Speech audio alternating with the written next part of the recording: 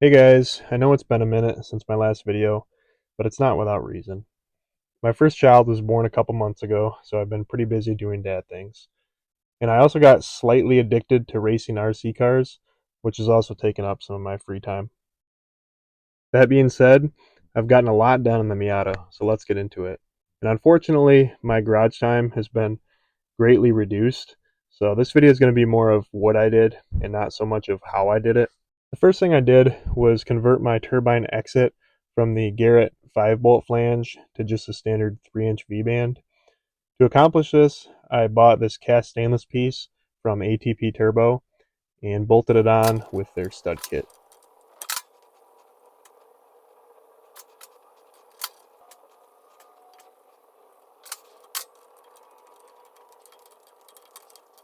After bolting it up, you can kind of see here the room that I have for my downpipe to go back and down. I then built this downpipe out of some good old Amazon 45-degree stainless bends. It just goes down and aims towards the ground for now. I figured if I want to quiet it down later, I can always just run a full exhaust into the car with a muffler out back. And then I also added two bungs to it. One is for the wideband in the car, and the other one is for the dyno wideband. Speaking of widebands, I added this dual gauge pod to my A-pillar, and it also houses my boost gauge. I wanted to knock out some of the turbo plumbing next, so I started with the coolant feed hose. I welded a -6 AN bung to this water inlet neck that bolts to the back of the cylinder head. Then I just ran a black AN hose from that to the turbo. The coolant return was a little bit more work. First, I changed out this section of rubber hose to a stainless tube that I made. I did this because the old setup was a rubber hose that would have been really close to the hot turbo, and I just didn't want it to melt or anything. With the stainless radiator hose in place, I just welded in an AN bung that slash cut with the direction of coolant flow. The next item on my to-do list was the oil feed line. You can see how I ran it here. I sourced the oil for the turbo from the factory oil pressure switch that lives down here. The pressure switch screws into this boss, which threads into the engine block. I converted it to a male AN fitting with my TIG welder, and then made this adapter tee that has a swivel fitting on one end. You can see the full setup here where the -4 hose goes out and up to the turbo. Next was the oil drain. It was nice to be able to make this without the turbo installed, since I just had to build it up from the Maven turbo mount. However, I did procrastinate this project for a while because I did not want to take the oil pan off my engine. This was when I thought of something even better and easier. I just took the side cover off the engine and welded on a bung for the oil return. It's a shorter run and it's well above the oil level in the pan. Now, Honda used RTV to seal this cover, but I wanted a gasket since I might be in here later for a clutch upgrade, and I hate scraping off old RTV. So I found this aftermarket paper gasket from a super reputable company in the US that hand makes the best quality gaskets that I have ever seen. And if anyone's curious, here is their seller info on eBay if anyone else would like a gasket. Anyway, here's the return hose that I made. I also added some race flux heat shielding over it. Now this was the fun part. I needed to make a crossover pipe that connects my old headers over and up to the new turbo.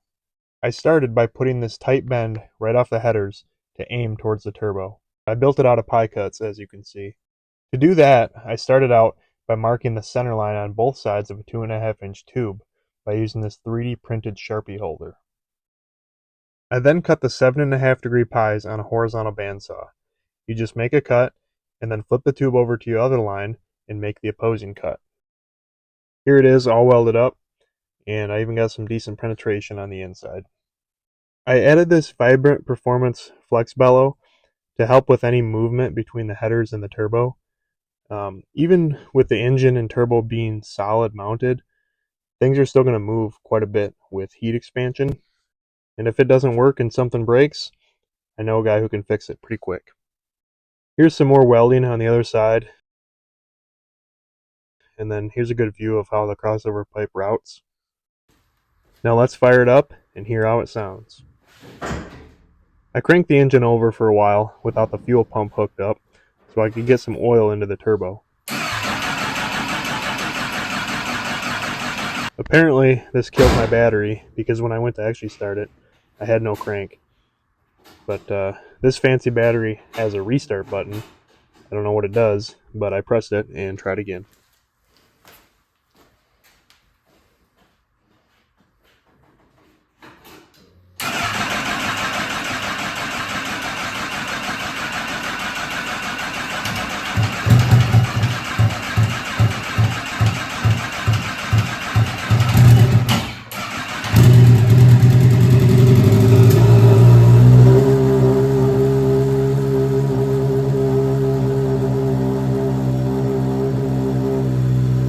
After it finally fired up, I grabbed my flashlight to inspect the engine bay and check for any oil or coolant leaks. Everything looked nice and dry, so I decided to give the engine a full heat cycle and see if I could hear any turbo noises.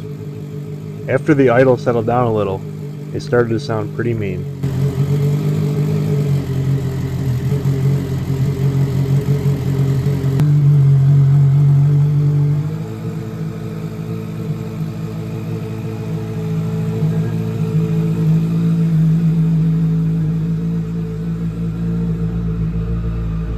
I thought this was kind of funny. I think I'm going to have to find a new source for my boost gauge here because I've never seen a gauge bounce like that.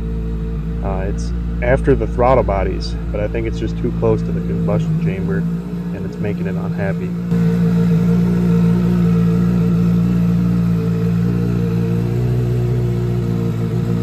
Now let's give it some revs and hear how it sounds.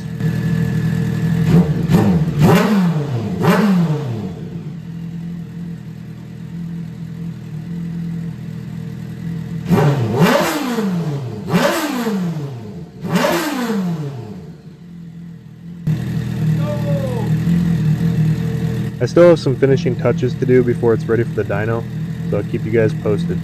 Thanks for watching.